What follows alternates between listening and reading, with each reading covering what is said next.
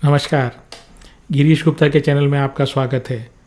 तो आज जिस कंपनी की बात कर रहे हैं हम जा रहे हैं, उस कंपनी का नाम है मैनकाइंड फार्मा और इसके बिजनेस मॉडल के अध्ययन का अनुरोध हमें श्री पीस गुरुजी से प्राप्त हुआ है। तो चलिए जानते हैं कि कंपनी क्या करती है, कंपनी की स्ट्रेंथ और वीकनेसेस क्या हैं और कंपनी की भविष्य की योजनाएं क्या हैं। तो देखिए, ये जो कंपनी है ये दो भाइयों ने स्टार्ट किया और जो दो भाई हैं उनका नाम है रमेश जुनेजा और राजीव जुनेजा। अब ये रमेश जुनेजा जी ये बड़े भाई हैं और जो राजीव जुनेजा जी हैं ये छोटे भाई हैं। ये जो बड़े भाई साहब थे ये एक कंपनी में, किसी मेडिकल कंपनी में एमआर थे, यानी मेडिकल रिप्रेजेंटेटिव थे।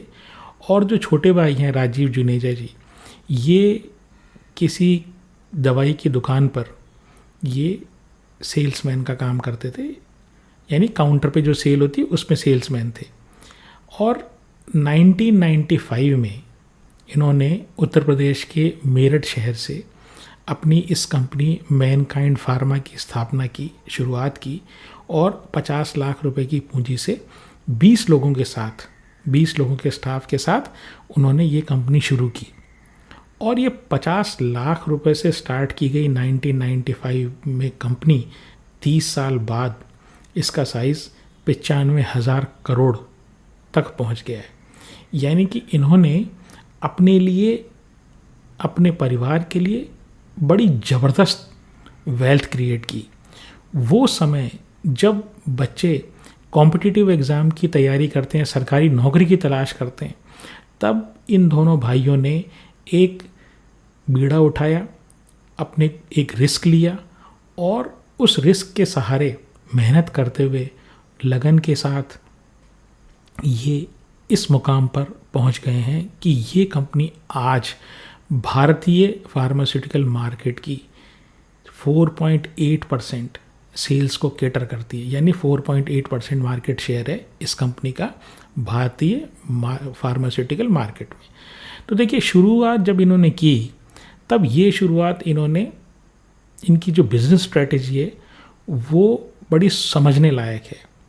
तो इन्होंने क्या किया कि जो दवाई है वो इनके पास इतनी पूंजी नहीं थी कि जो दवाई की मैन्युफैक्चर के लिए खुद प्लांट लगाएं, और अगर ये प्लांट लगाते तो इनके पास जो छोटी पूंजी थी 50 लाख रुपए की तो वैसे खर्च हो जाती। तो इन्होंने क्या किया, दवाइयों को आउटसोर्स मैन्युफैक्चरिंग करवाया, मतलब कहीं बाहर से बनवाया, खुद ने पैकेजिंग की और पैकेजिंग करके इन्होंने एमआरस के थ्रू, मेडिकल रिप्रेजेंटेटिव्स के थ्रू इन्होंने बेचना शुरू किया। और रूरल और छोटे कस्बों में, रूरल एरिया और छोटे कस्बों में इन्होंने वो दवाइयाँ बेची। फिर इनका जो टारगेट, जो डॉक्टर्स जो टारगेट जो ये करते थे वो स्पेशलिस्ट डॉक्टर्स नहीं करते थे, वो जनरल जो फिजिक प्रैक्टिशनर्स जो होते हैं ना, जो एमबीबीएस डॉक्टर्स होते हैं, जिनके पास हर तरह का मरीज़ आता है, खांसी जुकाम बुखार से लेके टाइफाइड तक, और नॉर्मल जो बीपी शुगर वाले जो नॉर्मल दवाइयाँ देते हैं, उन डॉक्टरों को इन्होंने टारगेट किया। और उस टाइम जो इन्होंने दवाइयाँ बनाई वो एक्यूट इलनेस के लिए दवाइयाँ बनाई। तो देखिए, दो तरह की बेसिकली इलनेस मेडिकल टर्म्स में या फार्मास्यूटिकल इंडस्ट्रीज़ में मानी जाती है। एक एक्यूट इलनेस, जैसे फ्लू हुआ, कोल्ड कफ हुआ, ठीक है। तो ये जो बीमारियां होती हैं ये क्या होती हैं, इनका ऑनसेट या ये तुरंत होती हैं और 5-6 से 10 दिन तक ये रहती हैं, और इमीडिएटली इसमें आपको एंटीबायोटिक का कोर्स देके उस दवाई को, उस बीमारी को सप्रेस या ख़त्म कर दिया जाता है। इसके कंपैरिजन में क्रोनिक डिजीज़ जो होती है वो लाइफस्टाइल से रिलेटेड होती है। जैसे आपकी डायबिटीज़ हुआ, जैसे आपका हाइपरटेंशन हुआ, डिप्रेशन हुआ, या कार्डियोवास्कुलर यानी कि हार्ट से रिलेटेड डिजीज़ेस हुई, तो ये क्रोनिक डिजीज़ेस कहलाती हैं। और उसमें जो एक बार अगर बीमारी लग जाए तो आपको पूरी ज़िंदगी दवाई खानी पड़ती है। तो इनका जो फोकस था शुरुआत में, तो वो एक्यूट डिजीज़ पे था। धीरे धीरे इन्होंने एक्यूट इलनेस की दवाइयों से शिफ्ट करना शुरू किया और क्रोनिक डिजीज़ वाली जो बीमारियां हैं ना, उस तरफ इन्होंने आना शुरू किया। फिर 2023 में इनका आईपीओ आया और उसके बाद इन्होंने कुछ ब्रांड्स को और एक बड़ी कंपनी जो गायनोकोलॉजी के क्षेत्र में है यानी महिलाओं की बीमारी से संबंधित क्षेत्र में है उसका भी अधिग्रहण किया। उसके बारे में हम जिक्र करेंगे। अब पहले ये समझ लेते हैं कि इनकी इंडियन फार्मास्यूटिकल मार्केट में स्टेटस क्या है। तो जैसे मैंने बताया कि ये नंबर 4 कंपनी है भारतीय फार्मास्यूटिकल इंडस्ट्री में और 4.8% मार्केट शेयर है, लेकिन रेवेन्यू के हिसाब से। लेकिन अगर वॉल्यूम के हिसाब से देखें कितनी दवाइयों का कितना वॉल्यूम भारतीय बाज़ार में ये केटर करते हैं, तो उसके हिसाब से ये नंबर 2 है। फिर इनके पास जो दवाइयों का सेगमेंट है उसमें ये एक्यूट बीमारियां यानी जो मास मार्केट को केटर करती है उसके लिए भी है, फिर क्रोनिक डिजीज़ उसके लिए भी है इनके पास दवाइयाँ, और सुपर स्पेशलिटी जैसे दवाइयाँ होती हैं जो एक्सट्रीम रेयर केसेस में जो काम आती हैं, उस तरह की दवाइयाँ भी इनके पास है। अब मैं आपको ये बताता हूँ कि जो एक्यूट जो इलनेस होती है उसमें जो दवाइयाँ काम आती हैं और जो क्रोनिक डिजीज़ेस होती हैं उसमें जो दवाइयाँ काम में आती हैं, उनके रेवेन्यू में और उनके मार्जिन्स में और उसकी कैटेगरी में क्या फ़र्क होता है। तो देखिए, एक्यूट इलनेस जो होती है ना, वो मास मार्केट प्रोडक्ट है और उसमें कस्टमर की कोई लॉयल्टी नहीं होती। आपको एक बीमारी हुई, उसके बाद डॉक्टर जो होता है ना, जनरली जो जनरल प्रैक्टिशनर होता है वो लोअर मिडिल इनकम ग्रुप को जो केटर करता है, वो सबसे सस्ती दवाई लिखता है। तो ये जो खांसी जुकाम बुखार और इन्फेक्शन वाली जो दवाइयाँ होती है ना, ये क्या होता है, इसमें प्राइसिंग प्रेशर जो होता है वो बड़ा ज़बरदस्त होता है कि जिसकी दवाई सस्ती उसकी दवाई ज़्यादा बिकेगी, तो ज़्यादा टेंशन वाला काम है। क्रोनिक वाला जो होता है, जैसे डायबिटीज़ का हुआ, जैसे हाइपरटेंशन का हुआ, जैसे न्यूरोलॉजी से रिलेटेड हुआ या आपका हार्ट से रिलेटेड हुआ, वहाँ पर अगर एक बार दवाई लग गई, शुरू हो गई, उसके बाद ना तो वो दवाई बंद होती है, और दूसरी बात ये है कि बॉडी जो है ना, वो भी एक तरह के दवाई अगर जब आप लेना शुरू करते हो तो अगर एक पर्टिकुलर दवाई सूट कर जाती है बॉडी को, उसके बाद जब दूसरे ब्रांड की दवाई लेते हो ना, तो बहुत बार ऐसा देखा गया है कि वो दूसरी दवाई आदमी को सूट नहीं करती। अब ये साइकोलॉजिकल फैक्टर भी हो सकता है कि आदमी की या व्यक्ति की जो पेशेंट है उसकी एक साइकोलॉजी ये बन जाती है कि नहीं, मेरी तो यही दवाई है, इसी से मुझे फ़ायदा होता है।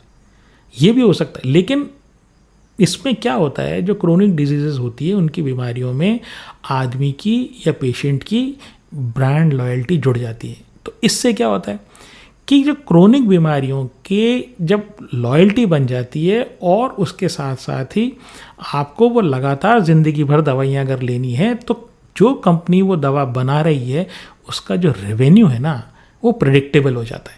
दूसरी बात ये, वहाँ पर उसके पास प्राइसिंग प्रेशर नहीं रहता है कि इस दवाई की अगर मैं दाम कम नहीं करूँगा तो किसी और से ले लेगा, क्योंकि ब्रांड लॉयल्टी जो है वो उस दवा के साथ जुड़ गई है। तो ये क्रोनिक इलनेस सेगमेंट और जो एक्यूट इलनेस सेगमेंट है, उन दोनों में फ़र्क है। अब ये जो कोशिश कर रहे हैं, यानी शुरुआत इन्होंने मैनकाइंड फार्मा वालों ने एक्यूट इलनेस की दवाइयों से की, और ये कोशिश ये कर रहे हैं कि वहाँ से हटकर ये अब क्रोनिक वाले में अपना प्रोपोर्शन, रेवेन्यू का प्रोपोर्शन ज़्यादा करें।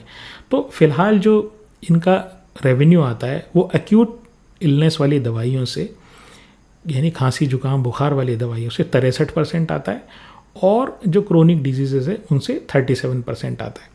तो अब देखते हैं कि ये कौन कौन से सेगमेंट में प्रेजेंट है। तो देखिए, ये एंटी इन्फेक्टिव यानी एंटीबायोटिक दवाइयाँ बनाते हैं, हार्ट की दवाइयाँ बनाते हैं, पेट की दवाइयाँ बनाते हैं, महिलाओं के लिए दवाइयाँ बनाते हैं, फिर विटामिन मिनरल और न्यूट्रिएंट जिसको न्यूट्रास्यूटिकल्स बोलते हैं वो बनाते हैं।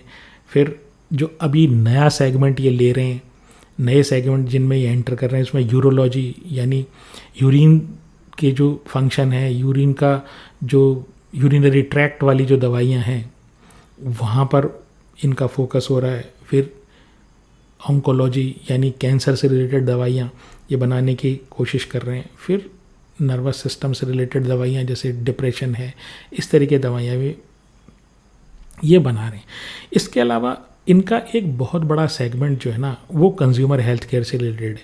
वो क्या है, उसमें male condom, pregnancy detection kit और इमरजेंसी कॉन्ट्रासेप्टिव्स, फिर एक्ने ट्रीटमेंट, इस तरह के जो है ना इनके पॉपुलर ब्रांड्स हैं। अगर पॉपुलर ब्रांड्स की मैं बात करूं तो दवाइयों में एम्लोकाइंड, टेल्मिकाइंड, मॉक्सिकाइंड, फिर डाइड्रोब्रून, फिर गुडसेफ, न्यूरोकाइंड, प्रेगान्यूज़, मैनफोर्स, गैसोफास्ट, ऐसे इनके बड़े शानदार यानी पॉपुलर, आप हर, मेरे को लगता है कि आप सभी इनमें से किसी न किसी ब्रांड से अवश्य परिचित होंगे।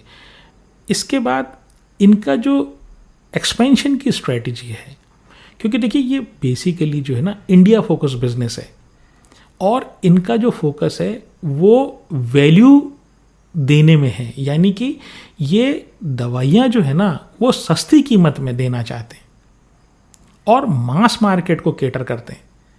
तो इनको अपने रेवेन्यूज़ को और मार्जिन्स को प्रोटेक्ट करने के लिए कुछ ना कुछ एक्विजिशंस या हाई मार्जिन वाले या सुपर स्पेशलिटी वाले प्रोडक्ट्स जो है ना वो इंट्रोड्यूस करने ही पड़ते हैं।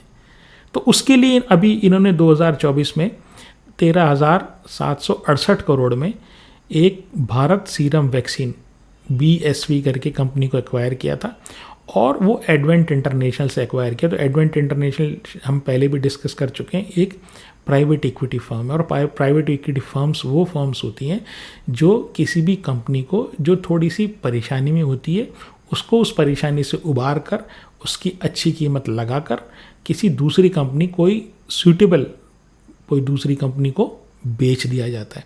तो इन्होंने एडवेंट इंटरनेशनल से ये BSV कंपनी खरीदी और इसके बाद ये कंपनी यानी मैनकाइंड फार्मा गायनाकोलॉजी सेगमेंट में मार्केट लीडर बन गई है।